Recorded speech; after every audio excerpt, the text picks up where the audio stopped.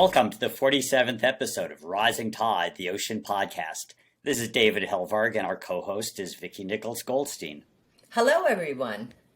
So, for a long time, Blue Frontiers advocated for a blue beat, the idea that journalism needs to recognize that the only resource not fully exploited in the ocean is good storytelling. Ian Urbina is a leading practitioner of the blue beat. The Outlaw Ocean, his award-winning series in the New York Times, led to a best-selling book of the same name, and now his organization, the Outlaw Ocean Project, that looks to generate more investigative ocean stories. His latest story, The Invisible Wall, is running in the New Yorker magazine. It's about how climate refugees trying to cross the Mediterranean to get to Europe are being held in their thousands by armed militias in Libya. In reporting the story, he was also kidnapped, beaten, and jailed by some of these same militias. So, Ian, First, thanks for joining us again. And before we get into your latest story, why don't we go back to whatever challenges you faced getting the New York Times excited about reporting on the ocean? The challenges were several. I mean, it's a sprawling space. It's hard to get to. It takes a long time to report there. I think also my editors were skeptical that there would be something new to say about the ocean. And, my main editor was insistent that if I do tackle that realm, that I start by looking at it focused on the people more than the fish and the marine life, and then maybe back into the environmental stories. But that was easy enough, and off we went. You have been working quite a bit around the high seas. Can you tell us what the high seas are, where the zones are, and then who manages this area of the ocean? So the high seas, or international waters, typically are defined as starting, 13 miles offshore. So the 12-mile mark offshore is the line. You enter the international waters or high seas, and sort of a different jurisdictional regime, a murky one, takes over, and no longer do the laws of that nation apply, per se. What rules or laws or treaties do apply varies depending on the specific type of activity, whether you're laying, internet cable or trawling or oil and gas drilling or launching rockets into space. Like, all of these things fall under different authorities, and that murkiness, that divided jurisdiction is part of what leaves this place woefully undergoverned. So, and if people think of ocean problems, they tend to think of oil spills or overfishing or plastic pollution, but kind of what you've been going at is the real outdoor outlawed nature of ocean activity. To a large degree, what appears to be legitimate, like shipping or fishing, is also a great opportunity for organized crime, for pirate fishing, slavery, and the like. And what were some of the first stories that you looked at in that realm? Yeah, I mean, as you say, one of the goals was to sort of broaden the public awareness of the diversity of activity out there, much of it nefarious. I'm an investigative journalist, so I focus on the dark underside of things, typically, things that need to be fixed, that are broken. The initial round of stories looked at slavery on fishing vessels, sea slavery, so captive, debt-bonded, indentured, shackled sometimes workers on fishing boats. We looked at the problem of intentional dumping of oil, on the order of every 3 years more oil intentionally dumped by ships than the Exxon Valdez and BP spill combined. We looked at illegal whaling and illegal fishing. We looked at repo men of the sea, so this small subset of mostly men who are hired by banks and mortgage lenders and other shady characters, insurers and the like, to go and steal ships from one place and relocate them to another. Arms trafficking, murder with impunity, a wide range of dark behavior. And this is a very dangerous journalism job, going into these countries and going on vessels. How do you access all of the information you need to put together these amazing stories? Well, I have a good team, and a big team that surrounds me. So I'm not a sole practitioner. I kind of come with a lot of help. I also have the luxury of time, where beat reporters have to turn things around, and David can attest to this, a story a day, a story every 2 days.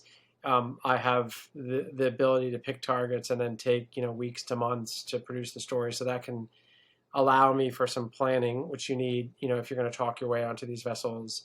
Um, and, we also plan long in advance before we launch on the ships and get a lot of help from NGOs that are out there, be they Sea Shepherd or Greenpeace or TMT tracking or, Global Fishing Watch, a bunch of organizations that are out there that can help us figure out where to go, who they know, how to get out to sea, and who can help us talk our way on board the ships.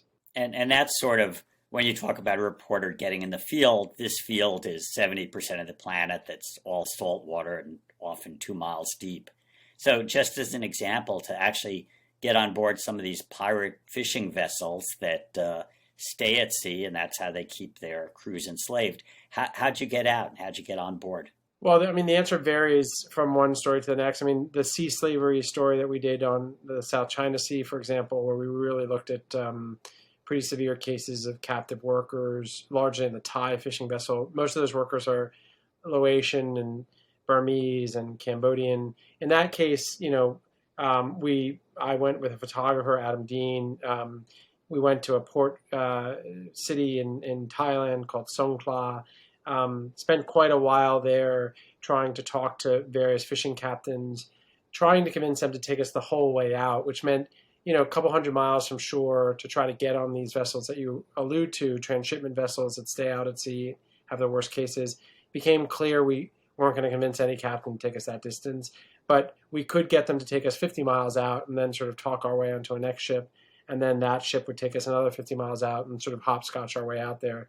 That's not a fast way to do it, and there's a lot of risk. You don't know how you're getting back and that sort of thing. But that's how we did that ship, that sort of reporting. Other stories we did the last 12 months, we did a story with NBC News about the largest illegal fishing fleet ever discovered, Chinese squid vessels in North Korean waters. That was a very different logistical game that we performed. In that case, we bought our way onto a South Korean fishing vessel and basically covered the losses of that fishing vessel for several days and convinced them not to fish, but instead to take us where we need to go. And then they could help us get close enough to the Chinese vessels that we were reporting on. And what did you discover? Well, there we discovered what we had seen as dots on a map, which was there was clear indication that there were on the order of 900 to 1,000 fishing vessels, all Chinese squid vessels in North Korean waters. It's a big deal because there's an embargo, UN sanctions on North Korean waters that were unanimously signed by the UN Security Council. So that means China included. And yet there were all these foreign fishing vessels going into North Korean waters fishing. We had seen, with huge help from Global Fishing Watch, they had seen and reported to us that they had evidence that this was happening based on satellite information. We wanted to lay eyes on it directly. So we went out there and sort of parked in the key throughway where we expected the Chinese, with their transponders turned off, to quietly be heading through South Korean waters into North Korean waters. And lo and behold, there they came, a huge convoy of them. And we tucked in behind them, began following them, put a drone up over them, chased them for a while, filmed them until one of the Chinese vessels peeled off and came at us and made it very clear that it was going to get pretty violent if we continued. So we, peeled off ourselves and headed back to shore because we'd gotten the evidence we needed. And once you get into a field, especially a field that covers 2/3 of the planet, one story tends to lead to another. How'd you get on to the story that took you to Libya? You write a book called The Outlaw Ocean, which is focused on lawlessness at sea, and you don't cover the migrant crisis on the Mediterranean, which is all on water. It's a pretty big blind spot, but I couldn't figure out when I was doing the book a new way in. And so I just said, unless I can do it better or different, I don't want to touch it. So I left it be. But then I had a musician actually in my music project tell me that he was working for the International Red Cross on a quarantine ship off the coast of Italy. And he amazingly had found a piano on the base of the ship, and he convinced the captain to bring it up on deck and play for the migrants every day. And I thought, that's a beautiful story in many ways, but tell me about these quarantine ships. And so he told me the Italian government has been keeping 10,000 migrants on 7 rented cruise vessels offshore. No journalist has gotten on board. Only ones allowed are the Red Cross. And so I happen to know the head of the Red Cross. I reached out to him and said, look, could you put me in uniform and get me on one of those vessels? He said, yes. I took a photographer. We met with this pianist. we reported out the story. It was an incredible story, sort of a watery purgatory that no one had accessed before. And in and of itself, it was an epic tale, ran with the Atlantic.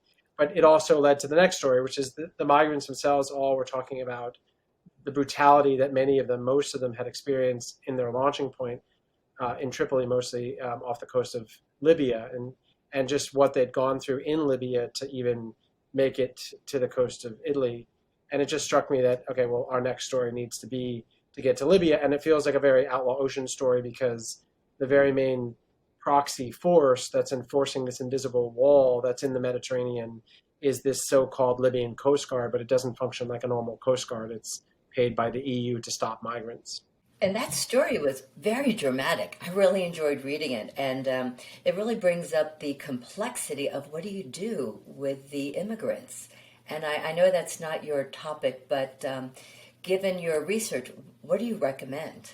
Well, I think first to take one step back before two steps forward with the question. I think one step back is to say, well, let's think about what are these migrants largely. Many of them are climate migrants, if not most. Some are fleeing poverty and some are fleeing terrorism and war, but many of them are fleeing also the climate crisis. And then if you think, well, okay, so this problem is only going to get worse. 150 million people are supposed to be displaced in the next 50 years by the climate crisis. So that's, I think, sort of sets a backdrop of urgency that this problem is not going away. It's just going to get more intense. I think to answer your question, Vicki, like I think there are two answers. One practical and short term, and the other more difficult, but probably more important. The short term is you don't outsource migration control to failed states. So the U.S. outsourcing migration control to Mexico and paying the Mexican government to house Central American migrants and prevent them from reaching the U.S. border, bad idea, both from a humanity and legal point of view and sustainability point of view. And the European Union and Italy in particular outsourcing migration control to its southern border, namely across Mediterranean to Libya. Terrible idea. Libya is a failed state and militia run. And so the short answer is you really can't outsource one of your toughest problems if you're a Western wealthy nation to countries that are ill-equipped to deal with it. The second more immediate answer is you really need to look at the push factors. If you're Italy and you're the EU and you're setting aside $500 million over 5 years to arm, guards in the Saharan desert and SUVs and drones over the Mediterranean, all for the sake of essentially thickening a wall, that's not helping your stampede. You really got to figure out what's causing the people to stampede and probably to redirect some of those resources towards the push factors. And that means funds towards, in my case, my main characters from Guinea-Bissau, really thinking about how do you try to make where these people are leaving from a little bit more livable and help them manage the crisis that we're all going to have to deal with one way or another.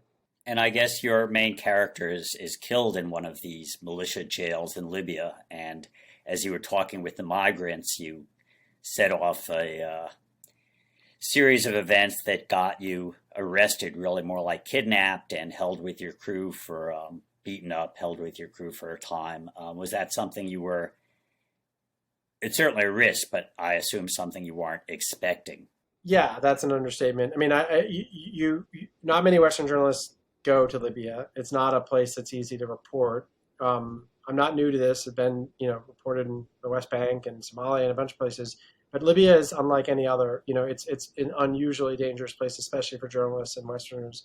Kidnapping is a serious threat. We, had armed security and had taken all the main precautions, and we're in the country with a legal visa, et cetera. But, still, you run a real risk. I thought that we were probably going to be fine and be able to finish the job. And in fact, we were due to leave one day later, in our reporting before we were taken by militia. And taken by militia and keep going with that story. So this was our eighth day of reporting. And it was a Sunday night around 8 p.m. I had a team of 4 people, myself included. The 3 others were, with armed security heading out to dinner for the evening in an armed convoy in Tripoli. I was staying at the hotel because I had work to do. I was on the phone with my wife. Knock on the door. Figured it was one of my teammates coming back early. Open the door, about a dozen armed men barge in, gun to head, tell me to get on the floor, hood me, then proceed to beat me, break a couple ribs, and do other forms of damage. Seems to last a long while. The beating, they ransacked the room, dragged me out barefoot, hooded through the hotel lobby into a car, take me to a secret prison. But you said they took you to a secret prison. We later were able to figure out where that is, and it's, sort of was quite an accomplishment, and I was very happy of being able to figure that out and put that out in the story. But this is a secret prison that's run by a specific militia, and that militia is part of what's called the Libyan Intelligence Service, which is sort of the secret police in the government. My teammates were on their way to dinner. They were similarly hit by the same militia in the middle of an intersection. Their armed driver was pulled out of the driver's seat. He was pistol whipped in the intersection. They were blindfolded, cars taken. They also headed to the same prison. We all end up in the same facility and put in isolation cells. And over the next 6 days, kind of engage in routine or pretty intense interrogation during the days. And luckily, because I had been on the phone with my wife when I was first taken, and she heard some of the violence, she immediately activated a security plan, and State Department got involved, and ultimately enough pressure was applied that we were rescued and evacuated from the country. Geez, that sounds like a hellish experience. The one thing I would say, I do have a certain hesitation never talking about the captivity, because as bad as it was for us, I think that the really important thing to bear in mind is that the migrants that we're covering are facing 1,000 times worse. They don't have the benefit of U.S. passport, the U.S. government, and most of them are being held for months, if not years, and some of them die. They face torture. So it was a horrific experience, but in the context of what we are covering, I think the point that has to be made is the real story is what's happening to them. I want to congratulate you on your recent success, where I think it started in 2015. There was a murder by a fishing boat captain, and it looks like that is getting resolved. Can you tell us a little bit about that? Yeah, in some ways that was a story that was quintessential in the outlook of what we aim to report on. This was an egregious crime. It was a well-documented crime. This was a situation where there was a murder of at least 4 men. It was all captured and filmed on a cell phone camera. At the end of the murder, some of the participants, or at least the witnesses on board this ship that were filming the shooting of the men in the water, posed for selfies on camera and celebrate. And the footage ends up on the internet. We get handed it, we at the Outlaw Ocean Project, or at that time at the New York Times, got handed it by a law enforcement source and began looking into it. If ever there was a law enforcement slam dunk, this would seem like it. You've got the evidence, you've got witnesses, you've got a sort of black and white clear crime. The guys in the water, whatever they did before, whether they were pirates or not, were clearly unarmed at the time that they were being shot by whomever off camera with a semi-automatic was, over 10 minutes shooting headshots at them and kills all 4. And so we began investigating and ultimately ran into sort of the bureaucratic brick wall that you do with the maritime merry-go-round, which is, no one would own up to even investigating, prosecuting, or trying to shed light on this incident, except just a steady, spotlight of media attention 7 years later ultimately culminated in a prosecution of the captain, and he was about 3 months ago sentenced to 26 years in prison. We're so happy that you have the Outlaw Ocean Project. It's a unique opportunity to really understand what is going on. And a multimedia effort. You're trying to get beyond just long-form print reporting and providing other forms of reporting or communicating, be it music, broadcast. Do you want to talk a little about that? Yeah, one of the aspirations, and bumpy road sometimes though it may be, has been to try to do things differently. So in creating the nonprofit, one thing we want to do is, rather than locking down the written stories with one outlet, if you really want to have social impact, maybe we should self-fund the stories and then offer them for free to the outlets, but say that they can't have them exclusively. And if you do that and you translate into other languages, you can get, what might get 1 million readers into 20 million readers, because now you're running it in the major daily papers in 15 different countries and 8 different languages. And so that, to me, is like one big thing we do differently. And then also trying to transform the journalism by collaborating with artists of different sorts. We initially started with musicians, and that's been a really amazing success. We had some disgruntled musicians and tried to learn lessons. I tried to learn lessons of ways that we could have done things better, maybe not scaled up so quickly, communicated better.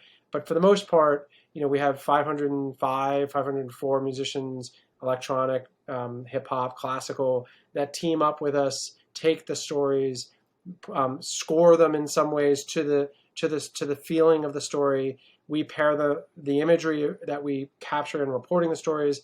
Oftentimes musicians use sounds from the videos we produce, and then we put them out on music platforms. And the goal there primarily is to try to reach a different demographic, younger audience, more global audience, in a more visceral way on platforms that aren't historically news platforms like Spotify. And that goal has been incredibly successful. We've gotten a lot of traffic that click over from the albums to the stories, and we see the IP address and we see them consume the stories. Oh, So I've got a question. Did that pianist playing for the refugees on those quarantine ships, did he play excerpts from The Little Mermaid? I didn't see that being the direction you were going to go. And the answer is no, that's not his jam. But he did play his Outlaw Ocean out. He had published an album with us before he went and worked that job. And he played a lot of the music that he had produced for us on the ship for the Migrants. So that was sort of a small little delight of mine. I really appreciate that project because I have a 22 and a 19-year-old. And as you well know, to get them to read a lengthy article is a challenge. So using that type of creativity really can expand audiences. And I'm excited about that project. Yeah, I mean, I think, I am too. And again, it's a learning curve as you attempt to operate in other people's cultures and professions. But, we've had great success too with, podcasts, for example, but also with animators. And in this story, with the Libya piece, for example, we had 2 incredibly talented animators who we provided the story before it was published, gave them a month and a half to start working on their rendering of the story, and then paired their animations with some of the music from the music project and put those out. And interestingly, sort of almost as a gateway, as an on-ramp, it's a gentler way for people to sort of begin to look into these issues. And then some of them read the story and others don't, but they get the message. And this is a story that's really still breaking, but have you got any indication of policy impacts in terms of the EU subcontracting its immigrant problem to thugs in Libya? We're 2 weeks in from publication date, so that would be lightning speed for any policy shift. But no, I mean, we've seen in the last 2 weeks a lot of talk, politicians of various sorts, lawmakers.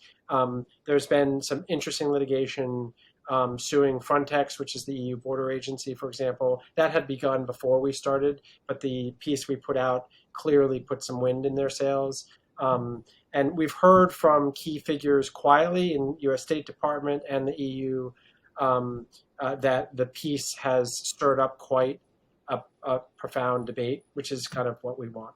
So 45 years ago, I wrote a story on ocean mining in 1977. This is one of the new emerging issues. Is this one of the issues you're looking at, or what are your next stories, story realms? Seabed mining is certainly a great interest of mine.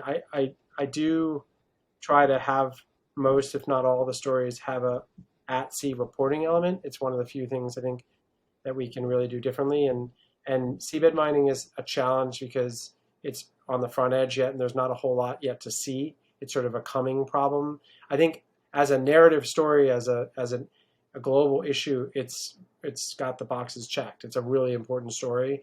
But how I make it visual is not as easy for me to figure out. I was talking with Sylvia Earle and her daughter, who's, as you know, a submarine engineer, and we were thinking, are there interesting reporting tactics we could use by looking at before and after kind of situations on the seafloor to show just the devastation of what seabed mining would do. But finding the locations and getting down to the depth and figuring out how to film that sort of stuff is all expensive, complicated issues. But yeah, I've already written a little bit on the kind of back issues of real concerns and some of the small nations like Nauru that are really kind of trying to jump the gun and get going on this because there's money ostensibly to be had, and these are poor countries that need money.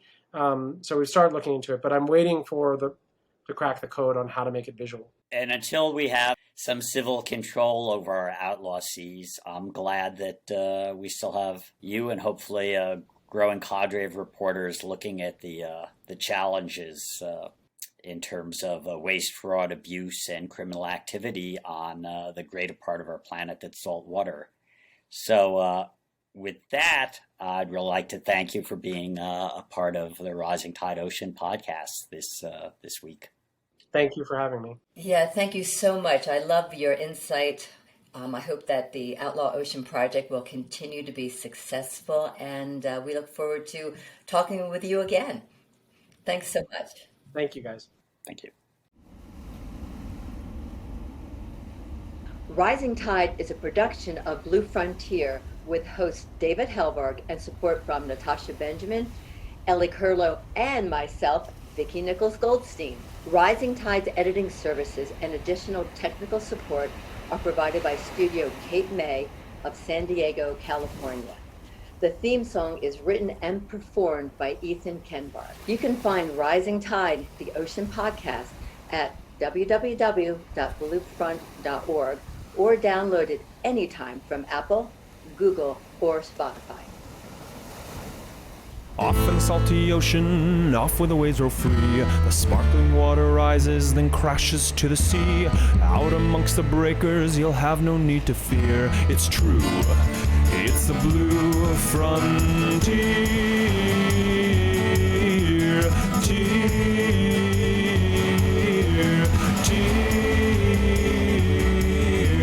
Off in the salty ocean, off to the blue frontier.